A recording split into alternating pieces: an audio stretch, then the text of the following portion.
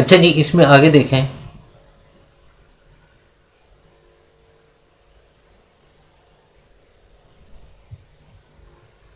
उसके बाद ये देखें ये, हाँ जी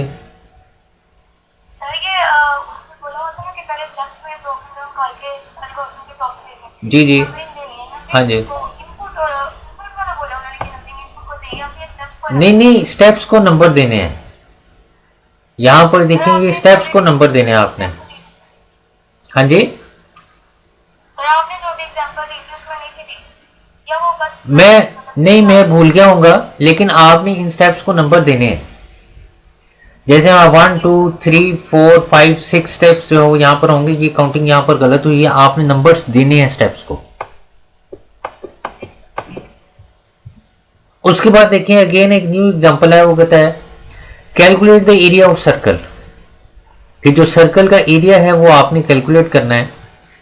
when the radius is given, कि जब रेडियस जो वो गिवन हो तो आपने सर्कल का एरिया कैलकुलेट करना है। यानी हम रेडियस जो वो इनपुट करेंगे और इनपुट करने के बाद वो सर्कल का एरिया कैलकुलेट करेगा। इस तरह की जो प्रॉब्लम्स हैं वो आपको आनी है। थोड़ी सी मैथमेटिकल जो वो प्रॉब्लम्स आपकी होंगी, या हो सकता है थोड़ी सी लॉजिकल हो। किसी की एनुअल सैलरी जो वो कैलकुलेट करने के लिए कह दिया जाए, किसी का ओवर टाइम जो वो कैलकुलेट करने के लिए कह दिया जाए कि इतने घंटे काम करते हैं, अगर इतने घंटे और काम करे तो फिर उसका जो पे होगी वो क्या होगी। इस तरह के थोड़े से जो क्वेश्चन हैं जो कि आपकी लॉजिक को जो वो रिप्रेजेंट करते हैं कि आप एक प्रोग्राम जो वो बना सकते हैं कि नहीं, वो क्वेश्चन जो वो आपको उन्होंने देने हैं। तो अब यहां पर देखें, सबसे पहले स्टार्ट किया गया और स्टार्ट करने के बाद इनपुट रेडियस इन आर लिख दिया गया। ऊपर वाली जो एग्जांपल थी उसमें देखें सिंपली क्या लिखा गया था, इनपुट ए लिखा गया था। आप यहां पर ये भी लिख सकते हैं इनपुट अ नंबर इन ए, जैसे उसने यहां पर लिखा इनपुट रेडियस इन आर। और ज्यादा जो वो डिस्क्रिप्टिव हो गया है जो हमारा एल्गोरिथम था, जिसमें पता चल रहा है कि हमने आर के अंदर जो वो रेडियस को इनपुट करना है जब हम प्रोग्राम बनाएंगे। यानी आर एक सिंबल के तौर पर इस्तेमाल हुआ और इसके अंदर रेडियस कुछ भी हो सकता है, वो 5 हो सकता है, वो 10 हो सकता है, कुछ भी हो सकता है। फिर उसके बाद एरिया को कैलकुलेट करने का फॉर्मूला क्या है कि area equal to 3.14 multiply R. यानी इसका फॉर्मूला जो है वो बेसिकली ये है 3.14, यानी ये जो 3.14 है इसको आर स्क्वायर से जो आर स्क्वायर जो बेसिकली फॉर्मूले के अंदर आता है, तो आर स्क्वायर को किस तरह से कैलकुलेट किया गया है, आर मल्टीप्लाई आर, यानी रेडियस मल्टीप्लाई रेडियस। जैसा मैंने अभी स्क्वायर का फॉर्मूला आपको बताया था कि जब भी स्क्वायर कैलकुलेट करने के लिए आएगा तो आप उसी नंबर को उसी नंबर के साथ मल्टीप्लाई करेंगे।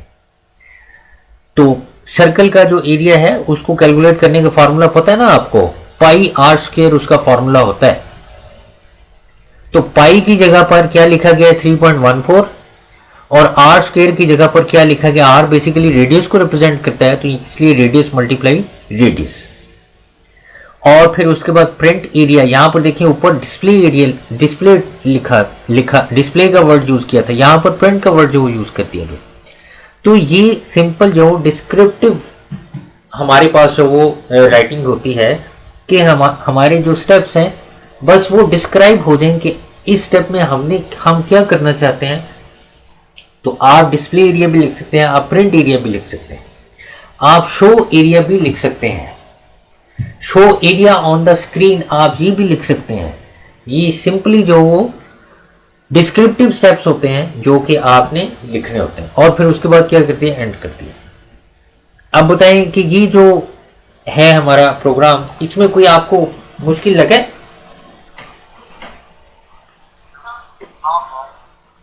आप इस तरह से अपनी मैथ की जो सिंपल प्रॉब्लम्स हैं आप उनका एल्गोरिथम लिख सकते हैं। उसके बाद देखें, उसके बाद जरा थोड़ा सा उसने डिफिकल्ट दिया है, और ये क्या है, वो कहता है कि स्टार्ट, अच्छा ऊपर देखें पहले प्रॉब्लम ये है कि find the sum of first 50 natural numbers.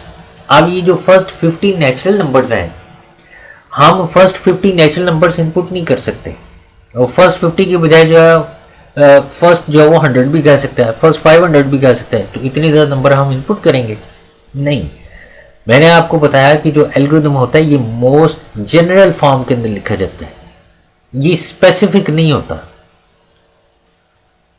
तो अब इसको जरा देखें, इसमें बेसिकली हम क्या करेंगे कि हम अपने रिजल्ट के अंदर जिन दो नंबर्स को जमा करेंगे हम एक एक नंबर ऐड करते जाएंगे, यानी एक एक नंबर जो वो इंक्रीज होता जाए और इंक्रीज होने के बाद वो एक्चुअल नंबर के अंदर जो हमारा रिजल्ट है उसके अंदर ऐड होता जाए। अब ये देखें, इसके लिए क्या किया गया, स्टार्ट, ये एल्गोरिथम को स्टार्ट करने का प्रोसीजर है और ये एंड का है। फिर उसके बाद हमने दो यहां पर जो सिंबल्स लिए, एक तो सम का लिए क्योंकि हमने सम करना है और सम के अंदर क्या स्टोर किया, हमने 0 स्टोर किया, और दूसरा एन का सिंबल लिया है जिसके अंदर हमने फर्स्ट 50 नेचुरल नंबर्स जो वो इंक्रीज करने हैं। तो ये 0 से जो है वो ये वैल्यू जो वो स्टार्ट हो रही है। उसके बाद देखें, हमने यहां पर लिखा है रिपीट स्टेप 5 एंड 6, कि ये जो 5th और ये जो 6th स्टेप है ये रिपीट होता रहेगा while n is less than or equal to 50, जब तक n की वैल्यू 50 से छोटी रहती है।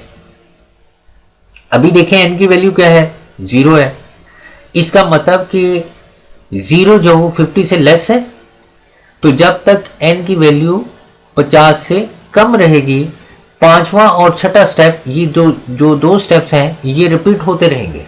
अब इसमें होना क्या है, देखिए सम के अंदर है 0 स्टोर, तो 0 प्लस 0 यहां पर क्या स्टोर होगा, सम के अंदर अगेन 0 स्टोर होगा, और उसके बाद n equal to n plus 1, यानी 0, n के अंदर 0 है, 0 प्लस 1 तो n की वैल्यू क्या हो जाएगी, 1। तो ये यहां से इन दो स्टेप्स को रीड करने के बाद दोबारा यहां पर आके चेक किया जाएगा कि n की वैल्यू 1 है, क्या 1 जो वो 50 से लेस है, 1 50 से लेस है, तो अगेन 5 और 6 स्टेप ये दोनों रिपीट करने हैं। अब सम के अंदर 0 था तो 0 प्लस 1 क्या हो जाएगा, सम के अंदर 1 स्टोर हो जाएगा, सम के अंदर 1 स्टोर हो गया ना। और फिर उसके बाद n equal to n plus 1, n के अंदर क्या था, 1 था, 1 प्लस 1 n की वैल्यू क्या हो गई, 2 हो गई। उसके बाद अब दोबारा n यहां पर जाके कंपेयर होगा कि 2 लेस देन और इक्वल टू 50, यस है, तो फिर क्या करना है, अगेन ये 5th और 6th स्टेप दोबारा से रिपीट करना है। अब यहां पर सम के अंदर था 1 और n के अंदर है 2, तो 1 प्लस 2 क्या हो जाएगा, सम के अंदर 3 स्टोर हो जाएगा, और उसके बाद फिर n के अंदर क्या था 2, तो 2 में 1 इंक्रीज हुआ तो क्या हो गया, 3 हो गया। फिर 3 जो यहां पर कंपेयर होगा कि 3 लेस देन 50 है, बिल्कुल लेस है, तो अगेन 5 और 6 स्टेप दोबारा से करने। आप ये देखें, सम के अंदर 3 था और n के अंदर भी 3 है, 3 प्लस 3 क्या हो जाएगा, यहां पर सम के अंदर 6 स्टोर हो जाएगा, और n की वैल्यू 3 थी तो 3 से ये क्या वैल्यू इंक्रीज होके यहां पर 4 हो जाएगा। अब 4 भी 50 से लेस है, अगेन ये स्टेप परफॉर्म किया जाएगा। तो सम के अंदर जो वो पहले 6 था, तो 6 में जो अब अगेन 4 ऐड होगा तो इसके अंदर क्या स्टोर हो जाएगा, 10 स्टोर हो जाएगा, और फिर n की वैल्यू जो है 1 इंक्रीज कर दी जाएगी, और इंक्रीज करने के बाद 4 से इसकी वैल्यू 5 हो जाएगी, और 5 भी 50 से लेस है। तो ये जब तक 50 तक n की काउंटिंग नहीं पहुंच जाती, ये जो फर्स्ट 50 नंबर हैं वो यहां पर ऐड होते जाएंगे, और जब 51 होगा तो 51 होने के बाद ये जो दो स्टेप्स हैं इनको रिपीट नहीं किया जाएगा, और फिर उसके बाद प्रिंट क्या लिखा गया, सम को जो वो प्रिंट आउट कर दो, तो सम के अंदर एक्चुअली हमारा वो फर्स्ट 50 नंबर्स का सम स्टोर है जो कि डिस्प्ले किया जाएगा। तो इसमें देखें, ये जो आपको पता चलेगा कि हम ये जो नंबर्स लगा रहे हैं, इन नंबर्स की काउंटिंग जो वो कहां पर काम आई है, जब हमने रेपिटेशन करनी है, जब हमने जंप करना होगा कि हम इस पर नहीं, इस स्टेटमेंट पर नहीं, बल्कि किसी और स्टेटमेंट पर जंप करना चाहते हैं, उस वक्त हम कहेंगे go to line number flop, go to line number 10, go to line number 15। तो वो 15th वो जो लाइन होगी उस पर जाके जंप कर जाएगा। तो इसलिए हर स्टेप को नंबर लगाना जरूरी है, क्योंकि जब हमने रेपिटेशन करनी है या हमने जंप करना है तो फिर हम इसको जो हो इस्तेमाल करेंगे। जी समझ आई आपको इसकी?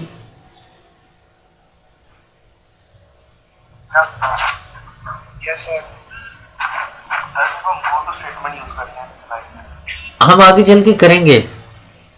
हाँ जी, एग्जाम्पल है उसकी, करते हैं हम आगे।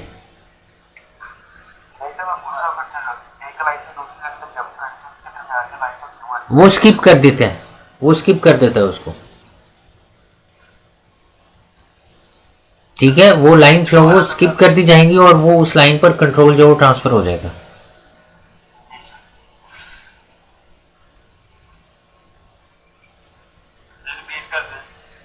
किस चीज को? एग्जाम्पल 3 अगेन सारी रिपीट कर दूं?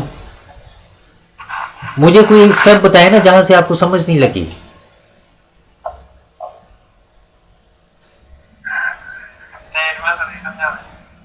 कौन सी स्टेटमेंट बचे? यहां पर इतनी सारी 8 स्टेटमेंट लिखी हुई हैं, मैं किसको समझाऊं?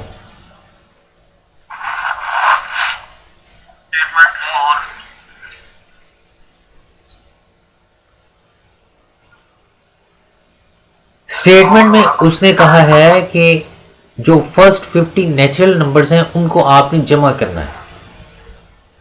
उनको जमा करने का ये एल्गोरिथम हमने जो डिफाइन किया, ये आपकी लॉजिक है, ये आहिस्ता आहिस्ता डेवलप होगा। आगे चलें जरा, ये एग्जांपल आगे भी आती है। आगे हमारे पास फ्लो चार्ट है।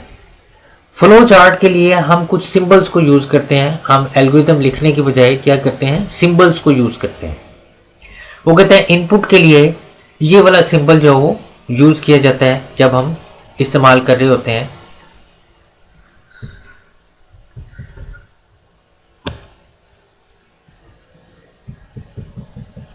ये उसने गलत कर दिया यहां पर।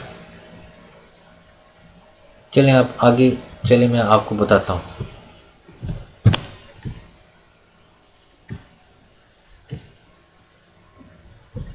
ये है जी, इनपुट और आउटपुट के लिए ये जो पैरेललोग्राम है उसको यूज किया जाता है। प्रोसेसिंग के लिए रेक्टेंगल को यूज किया जाता है।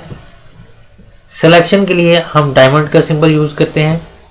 स्टार्ट और एंड के लिए ओवल शेप्स को यूज किया जाता है। अब वो पहला एग्जाम्पल देख लें। ये जो एरो साइंस है ये फ्लो को कंट्रोल करने के लिए इस्तेमाल की जाती हैं।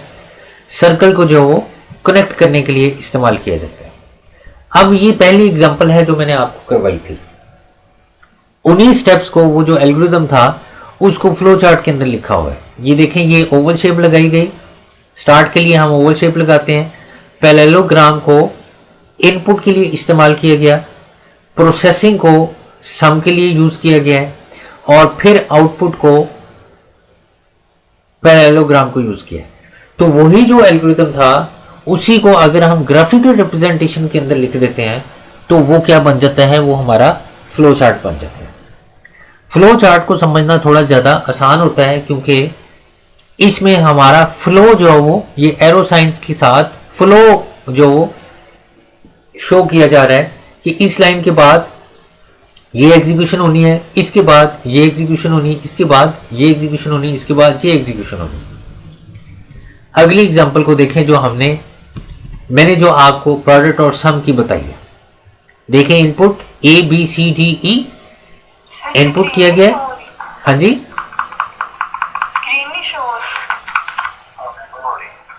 स्क्रीन शो हो रही है, क्यों नहीं हो रही?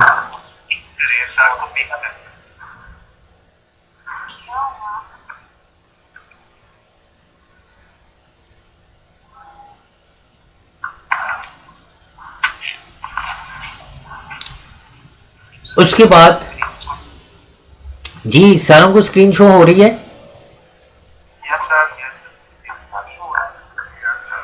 फिर सम के अंदर देखें ये प्रोसेसिंग थी, तो एक्चुअली जहां पर फॉर्मूला लगना है वहां पर जो आपने ये रेक्टेंगल जो वो यूज कर लेनी। फिर उसके बाद ये एवरेज है, तो एवरेज चूंकि ये भी एक फॉर्मूला है, प्रोसेसिंग है, तो रेक्टेंगल को यूज कर लिया गया। आउटपुट है, तो आउटपुट के लिए जो प्रिंट सम था इसको हमने पैरेललोग्राम के अंदर लिखा है और इसको भी हमने पैरेललोग्राम के अंदर लिखा है। तो ये एक फ्लो चार्ट है, वही एल्गोरिथम जिसको हमने फ्लो चार्ट के अंदर कन्वर्ट किया है। तो जो फ्लो चार्ट है वो जरा थोड़ा सा ज्यादा जो वो अच्छी उसके अंदर अंडरस्टैंडेबिलिटी जो वो आ जाती है। अब ये देखें कि हमने अगर किसी लाइन को स्किप करना हो, ठीक है, वो जो एल्गोरिथम है वो लिखना मुश्किल है, लेकिन ये जो फ्लो चार्ट है वो बनाना ज़्यादा आसान है। वो कहता है कि मार्क्स इनपुट करें स्टूडेंट के और फिर देखें कि वो पास है या वो फेल है। तो देखें स्टार्ट हमने जो इसको जो सिंबल स्टार्ट का लगाया है, उसके बाद इनपुट मार्क्स ये पैरेललोग्राम लगाई है और ये डायमंड जो वो यूज़ किया है ये बेसिकली डिसीजन मेकिंग के लिए यूज़ किया जाता है। जिस तरह मैंने आपको इफ स्टेटमेंट पढ़ाई थी ना एक्सेल के अंदर, तो ये जो कंडीशन होती है उसके लिए जो हम ये डायमंड को यूज करते हैं कि अगर मार्क्स 40 से अबव है, यस है तो इस साइड पे आ जाओ, नो है तो इस साइड पर चले जाओ। लेकिन अगर हम फ्लो चार्ट बनाने की बजाय इसका एल्गोरिथम लिखते हैं तो फिर हमने ये लिखना था कि इनपुट मार्क्स और उसके बाद if marks is greater than or equal to 40 then go to line number बताना था, else go to line number बताना था। और उन लाइन नंबर्स पर जो हो मैंने उसको ये मैसेज जो वो लिख देना था। या अगर गो टू मैं नहीं यूज करता तो फिर इफ के बाद मैंने वहां पर लिख देना था डिस्प्ले पास और एल्स में लिख देना था डिस्प्ले फेल और उसके बाद फिर मैंने उसको एंड कर देना था। तो इस तरह से ये सिंपली जो हमारे स्टेप्स होते हैं एल्गोरिथम के, जो कि या फ्लो चार्ट के, जो कि हम इस तरह से लिखते हैं। अब ये वो एग्जांपल है जो कि फर्स्ट 50 नेचुरल नंबर्स को जमा कर रहे हैं। यहां से आपको ज्यादा अच्छी समझ आ जाएगी। जिनको एल्गोरिथम की समझ नहीं आई वो यहां पर दोबारा जो मैं ये समझा रहा हूं दोबारा ये समझ लें। देखिए स्टार्ट से जो हमने इसको जो स्टार्ट किया है, सम के अंदर जो वो 0 स्टोर किया, एन के अंदर 0 स्टोर किया। अब सम के अंदर 0 क्यों स्टोर किया है? आपको पता है कि सम में जो आइडेंटिटी होती है वो 0 होती है। आइडेंटिटी एलिमेंट उसको कहते हैं जिसको जिस मर्जी नंबर के अंदर आप जमा करें तो जवाब वही है। तो सम के अंदर जो आइडेंटिटी एलिमेंट है वो 0 है। प्रोडक्ट के अंदर जो आइडेंटिटी एलिमेंट होता है वो 1 होता है कि 1 से आप जिस नंबर को मल्टीप्लाई करते हैं जवाब वही आता है। तो ये दोनों चीजें आपने याद रखनी है, ये आगे चल के भी इस्तेमाल होंगी कि सम में आइडेंटिटी एलिमेंट 0 है और प्रोडक्ट में आइडेंटिटी एलिमेंट 1 है। फिर n के अंदर जो 0 हमने स्टोर किया और सबसे पहले हमने क्या लिखा है n equal to n plus 1। n की वैल्यू क्या कर दो 1 ऐड कर दो, 0 के अंदर 1 ऐड होगा तो n के अंदर क्या स्टोर हो जाएगा 1 स्टोर हो जाएगा। और सम के अंदर क्या स्टोर होगा, sum equal to sum plus n लिखा हुआ है। सम के अंदर अभी तो 0 है तो 0 प्लस n क्या होगा, n के अंदर 1 है, 0 प्लस 1 सम के अंदर 1 स्टोर हो जाएगा। ये आप अपने पास बेशक लिखते जाएं कि सम के अंदर जो हमारे पास 1 स्टोर हो गया है और 1 स्टोर होने के बाद उसने कहा कि इज n इक्वल टू 50, क्या n जो वो 50 के बराबर हो गया है? नहीं हुआ तो दोबारा यहां पर चले जाओ और ये स्टेप जाके दोबारा रिपीट करो। अब जाहिर है n की वैल्यू तो 1 हुई थी, n की वैल्यू अगेन यहां पर जाके क्या की जाएगी, इंक्रीज की जाएगी, 2 हो जाएगा। और 2 और प्लस जो सम की पिछली वैल्यू थी वो 1 थी, 1 प्लस 2 क्या हो जाएगा, सम के अंदर 3 स्टोर हो जाएगा। और फिर यहां पर n की वैल्यू 2 थी, 2 50 के बराबर नहीं हुआ, दोबारा यहां पर आ जाओ। फिर 2 प्लस 1 तो 3 हो गया, 3 और 3 जो 6 हो जाएगा। फिर चेक किया जाएगा कि 3 50 के बराबर है, नहीं है, दोबारा इधर आ। तो ये एक लूप जो है वो यहाँ पर चलता रहेगा, रेपिटेशन जो परफॉर्म होगी जब तक कि ये 50 तक नहीं चला जाता। जब n की वैल्यू 50 हो जाएगी, यस हो गया, तो प्रिंट सम, जो सम के अंदर वैल्यू है उसको प्रिंट आउट कर दिया और उसके बाद इसको एंड कर दिया गया। अब मुझे बताएं कि ये आपको समझ आया है कि नहीं आया?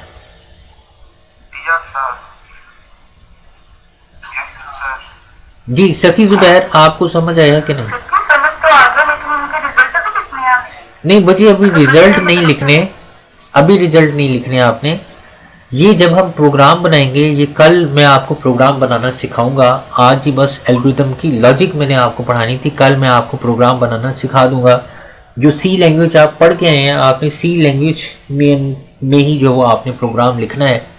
लेकिन बेटर वे ये है कि आप पहले एल्गोरिथम्स बना लें और फिर उसके बाद उन स्टेप्स को आप अपने उस प्रोग्राम के अंदर जो वो कन्वर्ट कर लें। सी प्लस प्लस नहीं है, कोई लैंग्वेज स्पेसिफाई नहीं है। आपने सी लैंग्वेज पढ़ी हुई है ना, तो सी लैंग्वेज में ही जो है मैं आपको काम करवाऊंगा। पहले आपने उसका एल्गोरिथम लिखना होगा और उसके बाद उसका प्रोग्राम बनाना होगा। नेक्स्ट सेमेस्टर में हमारे पास जो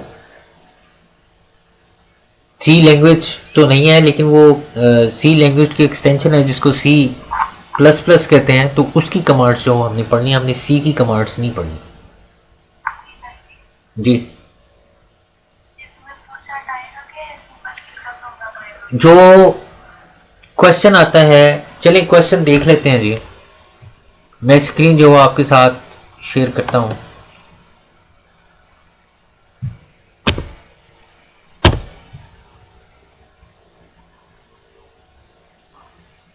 जी आपके पास आ गई स्क्रीन? Yes sir.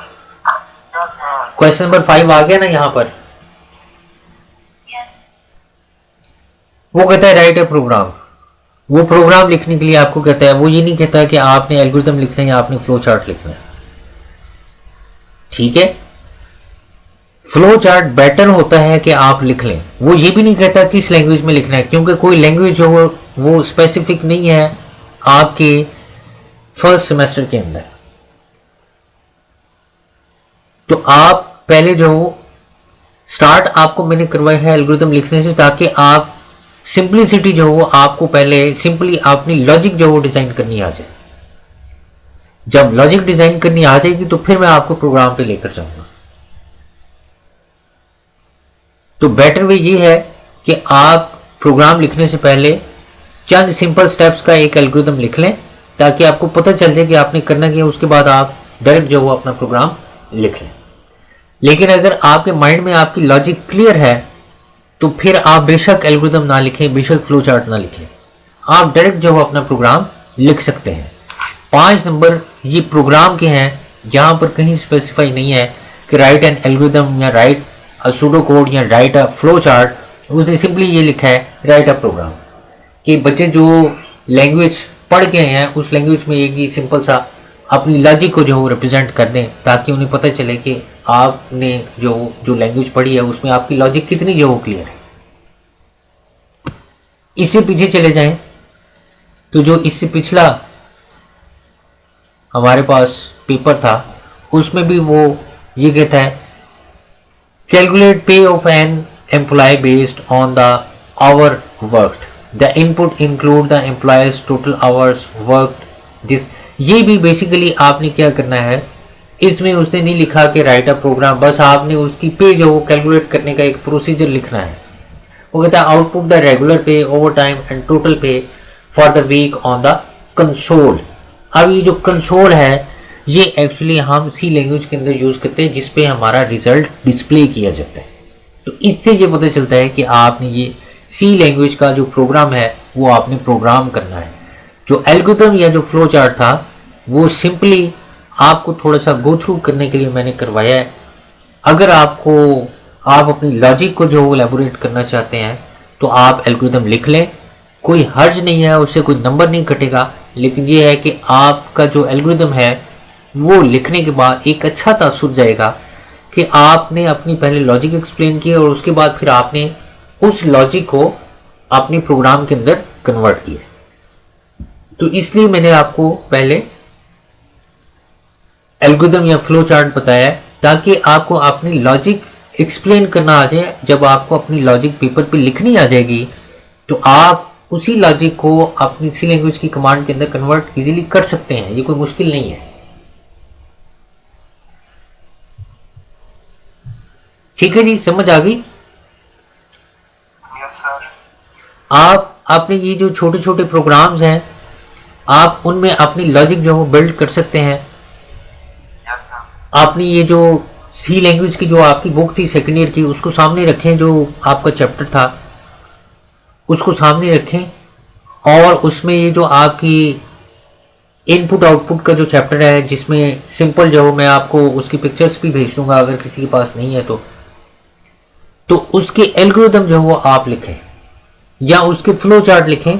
कल हम उन्हीं एल्गोरिदम और फ्लो चार्ट के प्रोग्राम जो है वो बनाएंगे। सी लैंग्वेज का एडिटर मैं यहाँ पर ओपन कर लूँगा और आपको बताऊँगा A to Z के आपने सी लैंग्वेज में प्रोग्राम किस तरह से लिखना है। ठीक है? Yes sir. सर पेज जो है वो चेक कर, मैं पेजेस आपके साथ शेयर कर देता हूँ।